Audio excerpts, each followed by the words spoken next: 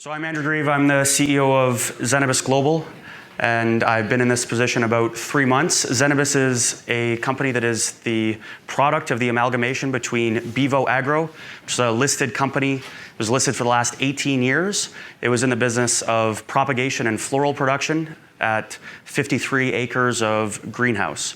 That business had $33 million of revenue and $8 million of EBITDA with customers like Costco, United States, Costco in Canada. It was a meaningful business prior to the amalgamation. Sun Farm was a private licensed producer with 3 facilities, 2 of which at the time were licensed, all 3 of which are licensed now. So Bevo was actually founded in 1986, and our current chief growing officer, Leo Benny, grew that business from 2.5 acres under glass to the 53 acres under glass that the business had at the point of amalgamation, and now 63 acres of greenhouse space. So who are we now following the amalgamation? So from a facility standpoint, I'm going to go through our facility footprint and talk about each of our facilities.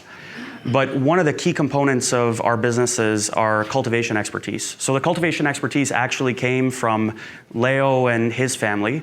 When the amalgamation was completed between Bevo and Sun Farm, Leo and his family at the time owned close to 60% of Bevo. And they signed up to a pooling agreement voluntarily saying that they didn't want to exit the business until in full at the most 15 months from now. So all of the founders of Sun Farm all signed these pooling agreements as well. So everyone in the business at the moment is really in this for the long haul. And as I said, so Leo's cultivation expertise is a key component of what is going to make this business successful. When I go to our rooms in Atholville where we're already cultivating product, they're all green, so we don't have cultivation issues.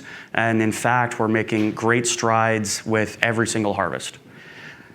From a distribution standpoint, we currently have distribution to 8 provinces and 1 territory. So we have distribution to BC, Alberta, Saskatchewan, Manitoba, PEI, Quebec, New Brunswick, and Nova Scotia, and then the Yukon. From a medicinal standpoint, we have distribution agreements in Canada to Shoppers, and we have an agreement with PharmaSave. And from an international standpoint, we have LOIs signed for a variety of different different countries, and we've shipped CBD isolate to Germany. But I'll go into the international point again shortly. And last thing I'll note is our values. So excellence, responsibility, compliance, and delivery of stakeholder value. When I took over as a CEO, I said, I need to agree with the board on what the values are of the business in order to be able to do this job. And these are the values that we came up with through collaboration and discussion. So our facilities. I already mentioned that Leo had built our Langley facility from 2.5 acres to 48 acres over the last 25 years or so of his life. That facility is currently we've applied for a cannabis cultivation license for that facility. We'll have the first 5 acres or so of that facility converted by the end of June. Another 5 acres converted by around the end of August. And in addition, we've also applied for our industrial hemp license for that facility. So beyond the 10 acres where we intend to grow high quality cannabis with our closed greenhouse system, we also have the ability, or we will have the ability, to grow industrial hemp at the remainder of that facility. Our facility in Atholville is 380,000 square feet. It's an indoor facility. It's currently licensed and cultivating, and I'll go through the production ramp-up profile shortly. Our facility in Stellarton, also currently licensed and cultivating. It's a 255,000 square foot facility. And our facility in Delta, also licensed cultivating. It's going to be focused on extraction. And finally, we have 2 additional greenhouse facilities for which we're not intending to apply for cannabis cultivation licenses. However, we've already applied for industrial hemp licensing for those facilities, and we'll be able to grow industrial hemp both indoors in a greenhouse or outdoors using a modified covered system. What does our production capacity profile look like as we go forward? So when we put out our management information circular for the purpose of this transaction, at that time we had just over 5,000 kilograms of licensed capacity. So that was in November of 2018. Since then, with additional amendments and additional licensing, we have also received our cultivation license for our Stellarton facility in Nova Scotia. And with amendments for our Atholville facility, we're now at just over 10,000 kilograms. There, it's noted that we should have an additional 13,000 kilograms by the end of May. We've actually already applied for the amendments in Atholville required, and therefore our expectation is we're going to hit that target. That full facility should be complete by the end of June. At that time, that facility on its own should have 34,000 kilograms of production capacity and should be licensed. Or sorry, it's licensed now, but should be fully licensed. In addition, as I noted, our greenhouse facility in Langley, the first 5 acres of the conversion should be complete by the end of June as well. That'll add an additional 48,000 kilograms of production capacity, with the remainder of that first 10 acres completed by the end of August, which will add another 48,000 kilograms of production capacity. As a result, as of the end of August, our intent is to have 130,000 kilograms of production capacity. We just this week closed an equity financing, which when combined with our unsecured convertible draw capacity, as well as the remaining amount we can draw from BMO on our secured credit facility, we can build all of that. And I think you would expect that you'd have a business that is meaningfully cash flow positive upon completion of that construction. So I walked through the production footprint. There's just a little more in terms of some things beyond simply the production capacity of the facilities. If we converted the remainder of the Langley facility for cannabis production, it actually, based on the capacity, would be able to produce 426,000 kilograms of cannabis, as opposed to the 96,000 kilograms that we intend to produce at the first 10 acres. From an extraction standpoint, we currently have extraction at our facility in Atholville. We're also purchasing additional extraction capacity for our Delta facility. That should be done in the third quarter. So that'll be an additional 165,000 kilograms of extraction capacity.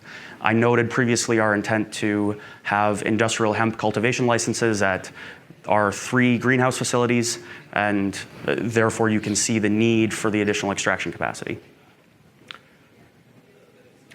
In terms of brands, we have a number of existing brands. So our Zenabis brand is a medical brand. We have a Namaste brand. It's not related to Namaste Technologies. We actually own the domain name, or the domain namaste.com, which you would probably expect is frustrating for Namaste Technologies, but we'd actually purchased that 6 years ago, or one of our founders had purchased that about 6 years ago. Our Founders Reserve brand is the brand for our micro-cultivation business. So we have a program called Zen Craft Grow, whereby we'll enter into supply agreements with micro-cultivators. We'll provide them with our licensing expertise, and then we'll sell all of their product for the following 3 years at a discount to an agreed benchmark. So we announced the first of those definitive agreements.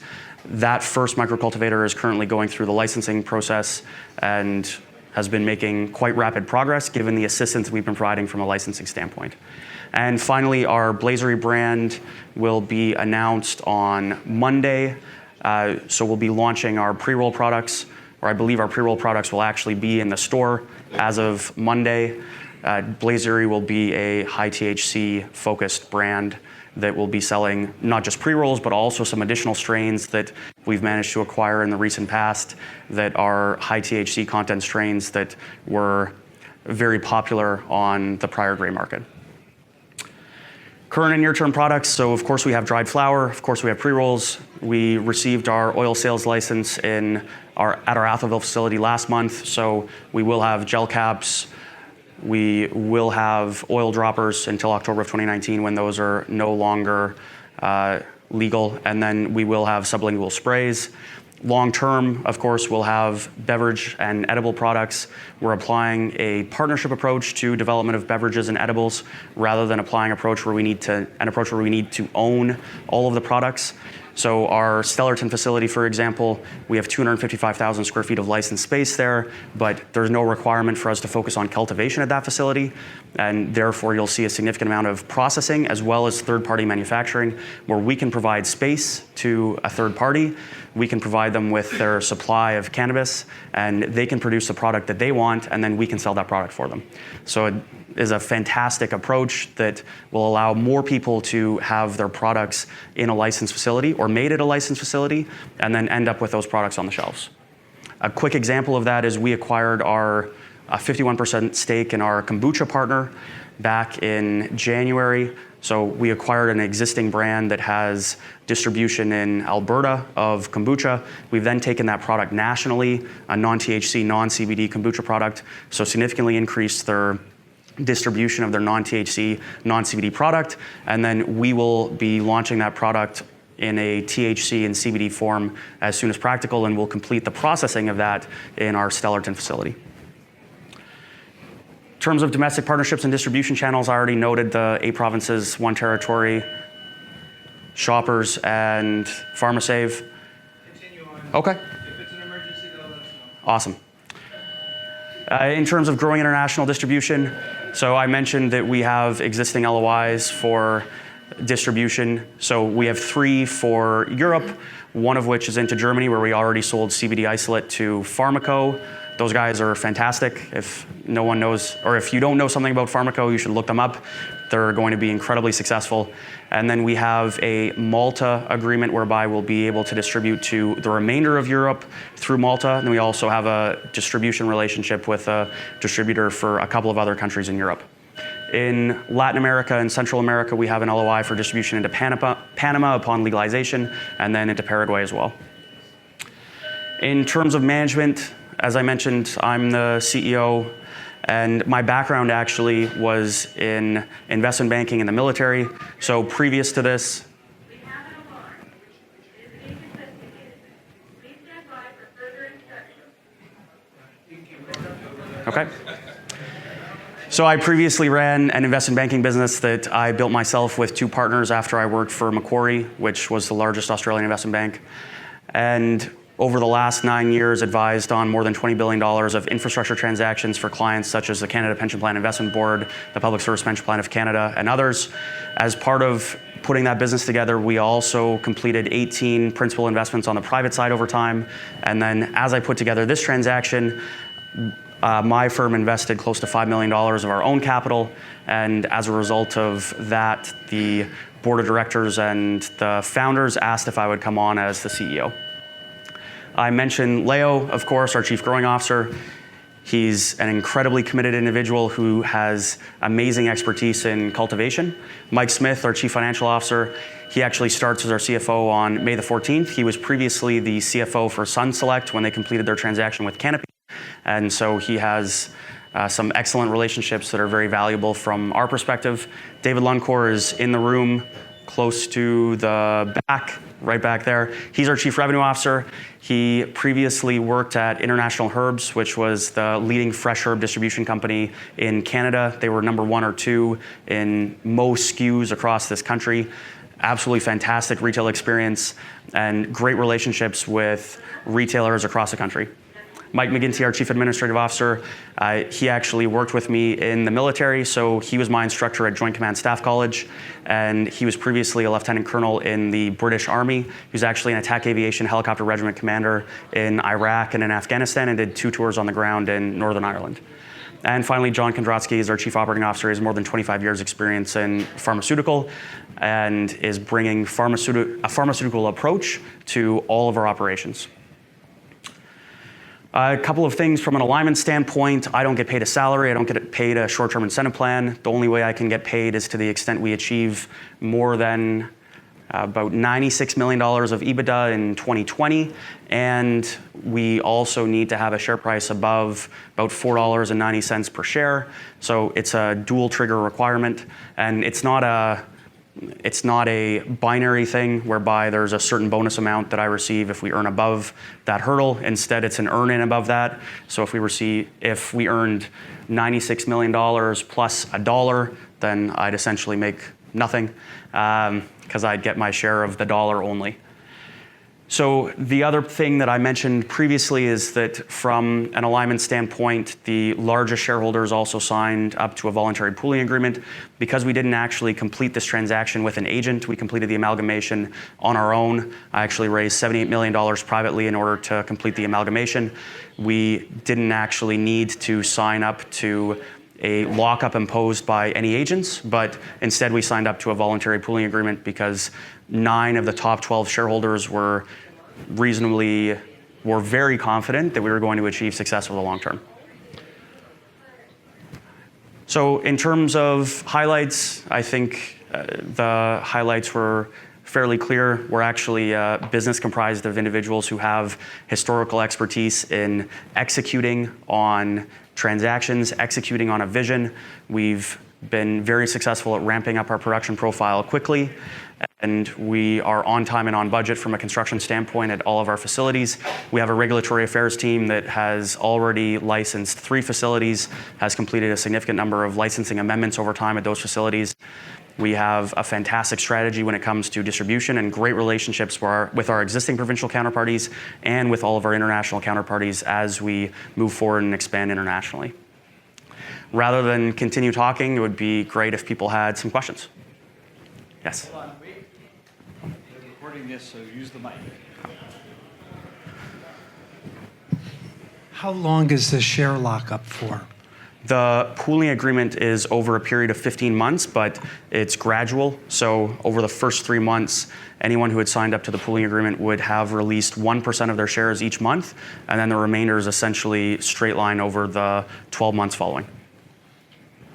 Hi.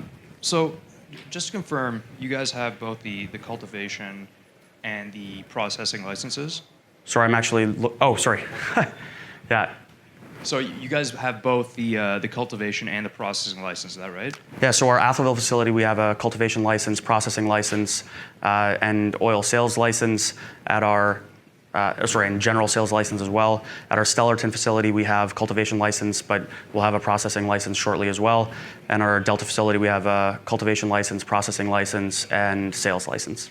Okay. But not an oil sales license like Delta. Yeah. And it seems you guys are quite active in terms of the corporate development. How does that tie in with your strategy on the corporate development side? From a corporate development standpoint, we have 6 members in our strategy group, led by our VP of M&A. The way we approach everything is we take a systematic approach to looking at opportunities in the market, whether that's additional cultivation capacity, which we don't likely need to acquire, but consumer packaged goods. Everything that we look at, we want to put through an analysis process where we consider the options of partner, buy, or build. So our preference in general is to partner with people, because to the extent we partner, then we don't require the addition of human capital, and our ramp up is likely quicker, or is likely much quicker. Sorry, go ahead. No, Andrew, we have time for one more question. Okay. You guys are looking to have cultivation outside Canada, probably Latin America, or probably in the States? So in the United States, our intent would be to have cultivation, but only of industrial hemp, and only to the extent it was attractive from a return on capital employed standpoint. So if it was more attractive to simply purchase from third parties, then we wouldn't deploy the capital. To the extent it was more attractive to actually deploy the capital ourselves, then we would do that. In general, if I look at opportunities in the market at the moment, a lot of opportunities come in the door constantly, and the best opportunities have a payback period that's infinite because we don't have to put any capital out the door, and we partner with someone and maybe they take product off of us, but we end up in a situation where we don't have to deploy any additional capital, but we make more money. As an alternative, to the extent there is a situation where we need to deploy capital, the strong preference would be to find opportunities where we're deploying capital at a very low payback period. So if there's an opportunity where someone wants 20 times what they put into the ground from an asset standpoint, and they think that they should trade at 10 times forward EBITDA, then we're not going to be a buyer and we're not going to be a partner. There are enough opportunities at the moment where you can achieve a payback period that's either infinite or less than a year, that scarce capital should be allocated to those opportunities only. Thank you. Yeah, thank you. Excellent presentation.